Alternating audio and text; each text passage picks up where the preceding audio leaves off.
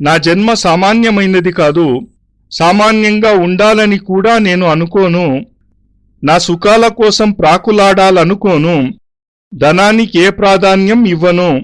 నా భార్యతో సుఖ సంతోషాలతో రంగుల జీవితం గడపాలని అనుకోను. నా జన్మ ఇలాంటి పనుల కోసం కానే కాదు. నేను ఎల్లప్పుడూ అంతర్ముఖంగానే ఉంటాను. నేను నా భావాలను తక్కువగా మాట్లాడుతూనే వ్యక్తపరుస్తున్నాను. నా మనస్సు నిలకడగా లేదు. నాలోని మంటలని ఇతరులెవరూ ఆర్పలేరు. ఈ మంటలని, ఈ వేడిని ఆర్పాలని నేను ఎంత ప్రయత్నిస్తూ ఉంటే అవి అంతా పెరుగుతూనే ఉన్నాయి. నోటి వెంట ఒక మాట కూడా రావడం లేదు. అందుకే ఉత్తరం ద్వారా వ్యక్తపరచాలనుకుంటున్నాను. దీని ద్వారా నా సంపూర్ణ భావాలను నీ ముందు ఉంచగలుగుతాను. జీవితపు ప్రారంభ దినాలలో ఒక ఒప్పందానికి రావాలనుకుంటున్నాను. నాలో ఏ నలతా ఉండకుండా, నీ మనస్సులో ఎలాంటి విపరీత భావాలు ఉండకూడదనుకుంటున్నాను. నేను ఒక బ్రాహ్మణ యువకుడను కావటం చేత మన భారతదేశంలో లుప్తమైపోతున్న విద్యలను బయటకు తేవడం నా కర్తవ్యంగా భావిస్తాను. నా పూర్వీకులు ఉన్నత ఆలోచనలు కలవారు. వారు ఈ సమాజానికి అప్రతిమానమైన ఆలోచనలను, గౌరవాన్ని, విధానాలను అందించారు. ఆ సూత్రాల ఆధారంగా మనం ఇప్పటికీ మన పూర్వీకులను గౌరవిస్తున్నాం.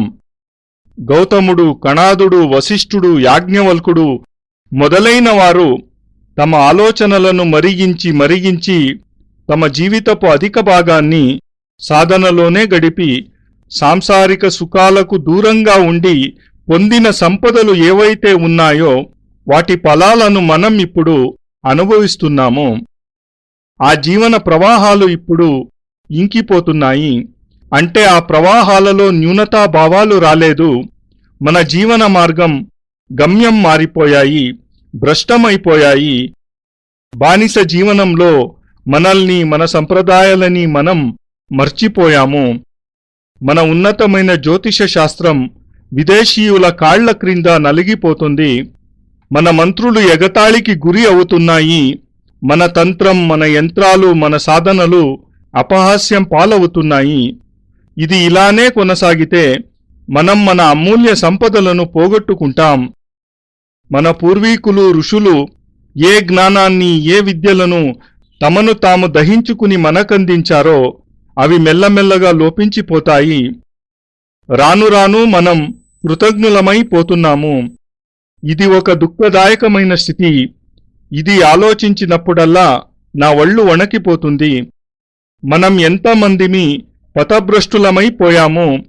ఈ సమాజం రాను రాను అంధకార, అయోమయావస్థ వైపు ప్రయాణం చేస్తుంది. ఈ అంధకార మార్గంలో తెలిసి నేను నడవలేను. నాలో ఇదే మాట ఎల్లప్పుడూ దహించి వేస్తోంది. కోరుకుంటూ కూడా నేను ఆనందం పొందలేకపోతున్నాను. రాగద్వేషాలలో కొట్టుకుపోలేకపోతున్నాను. నా ఈ వయస్సులో ఉన్న అందరూ గాలిలో తేలిపోతూ, చందమామతో మాటలాడుతూ, తెల్లని వెన్నెలలో తన ప్రియురాలితో పాలల ఊయలలో ఊగుతూ ఉండే అనుభవాన్ని పొందుతుంటారు. అలాంటిది నేను లోపలన అగ్నికి దహించుకుపోతూ ఉన్నాను. మండిపోతున్న అనుభవాన్ని పొందుతున్నాను. ఇంతకీ నా కోరిక ఏమిటంటే, నేను సాధారణ వ్యక్తిలా చావకూడదు. సాధారణంగా డబ్బులు సంపాదించి కడుపు నింపుకోవడం నా కోరిక కాదు. రంగులమయ జీవితం గడపడం నా లక్ష్యం కాదు. నా లక్ష్యం, నా ఉద్దేశ్యం ఒకటే: జ్యోతిష్యాన్ని ఒక ఉన్నతమైన స్థానంలో నిలపడం, విశ్వానికి ఈ భారతదేశపు విద్య యొక్క గొప్పతనాన్ని తెలియపరుస్తూ మన దేశ గౌరవాన్ని చాటి చెప్పడం. ఇంతేకాకుండా మంత్రతంత్రాలు మన జీవనాధారాలు కావాలి. భారతీయ చైతన్యం, స్పందన ఈ సాధనలే. వీటి వల్లే భారతదేశానికి విశిష్టత. ఇది భారతదేశమని, ఇది విశ్వంలోనే తలమానికైనది కూడా. కానీ నేను చూస్తున్నదేమిటంటే, నా భారతదేశం విదేశీయుల చేతుల్లో నలిగిపోతుంది. మనం ప్రాణాలున్న బొమ్మలైపోతున్నాం. మన భాషని మర్చిపోతున్నాము. పూర్వీకులు గొప్పతనాలను మరిచిపోతున్నాము. మనని మనం గుర్తించుకోలేకపోతున్నాము. దానిలోనే గౌరవమున్నదని భావిస్తున్నాము. దీనిని తప్పించుకోవాలంటే రెండు ఉపాయాలు. ఒకటి, రాజకీయం ద్వారా దేశాన్ని ఉద్ధరించాలి, లేదా సాధన ద్వారా దేశాన్ని ఉద్ధరించాలి. మన పూర్వీకుల ద్వారా అందించబడ్డ సాధన సంపదను పొంది ఉద్ధరించాలి. మొదటి మార్గంలో నేను నడవలేను, ఇహ రెండవ మార్గం ద్వారా పోవడమే శ్రేయస్కరం కదా. జీవితంలో కొన్ని ఆకాంక్షలతో సరిహద్దులు దాటి ఏదో చెయ్యాలి అనుకునేవారిని ప్రజలు పిచ్చివాడంటారు. అలాంటి ఒక పిచ్చివానికి భార్యగా ఉండటం ఎంత కష్టం ఊహించగలవా? నిన్ను ఒప్పించడానికే ఈ మాటలు చెబుతున్నాను. నా ఉద్దేశాల పరిపూర్తికి నీవు సహాయపడతావు అనుకుంటాను. నా లక్ష్యాన్ని చేరుకోవడానికి సహాయం చెయ్యి.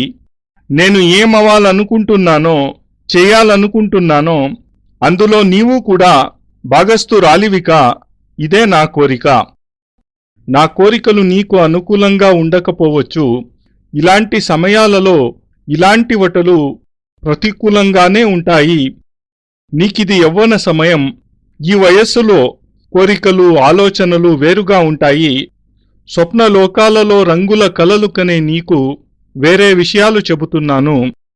ఆనంద సమయంలో వేరే ఇతర విషయాలు వివరిస్తున్నాను.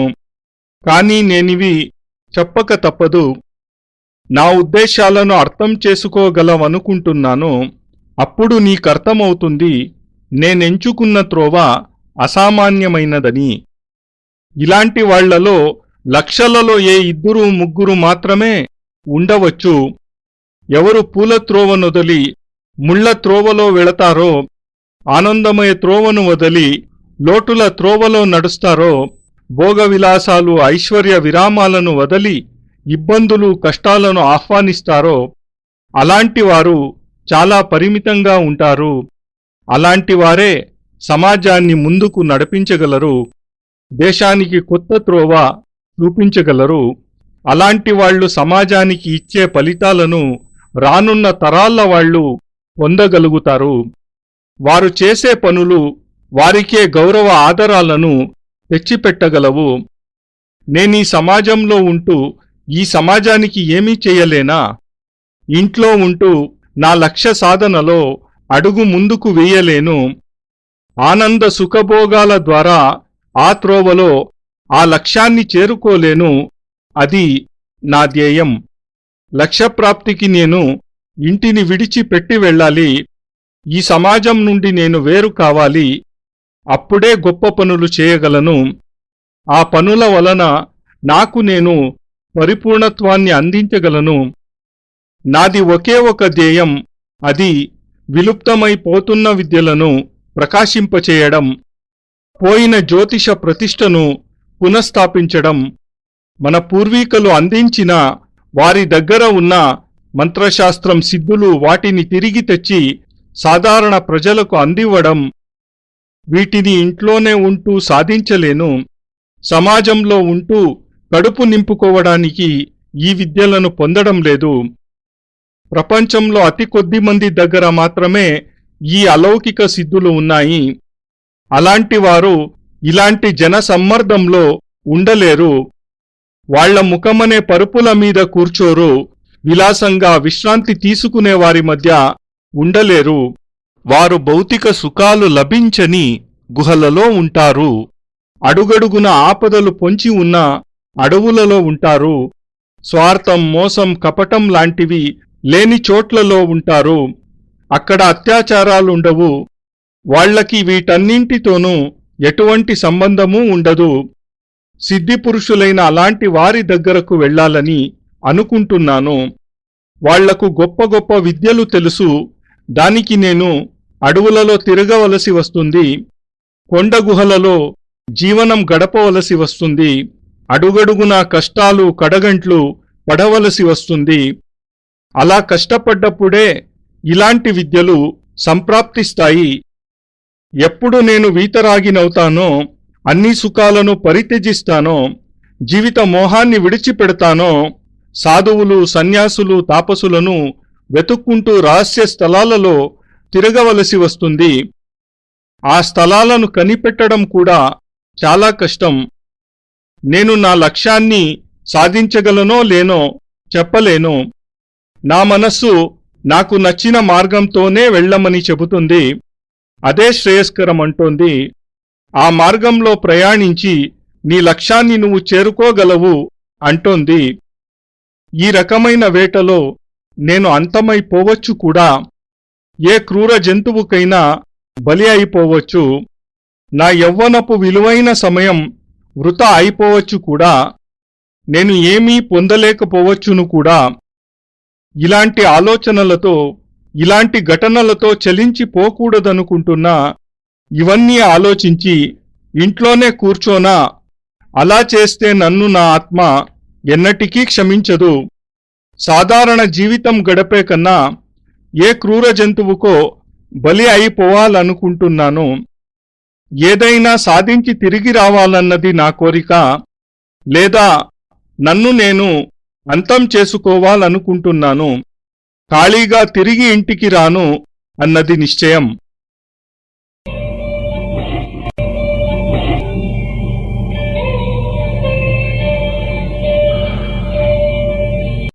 నారాయణోత్వం నిఖిలేశ్వరోత్వం మాతా పితా గురు ఆత్మా త్వమేవం బ్రహ్మా త్వం విష్ణురుద్రా త్వమేవం సిద్ధాశ్రమో త్వం గురువం ప్రణమ్యం త్వమేవ మాతా చ పితా త్వమేవ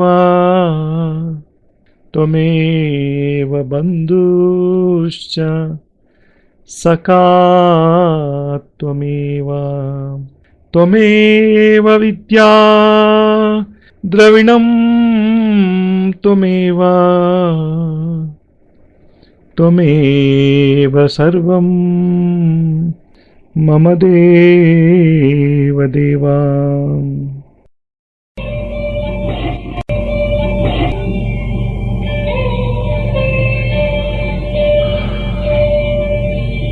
త్వదీయం వస్తు నిఖిలం తుభ్యమేవం సమర్పయేత్. జై గురుదేవ్.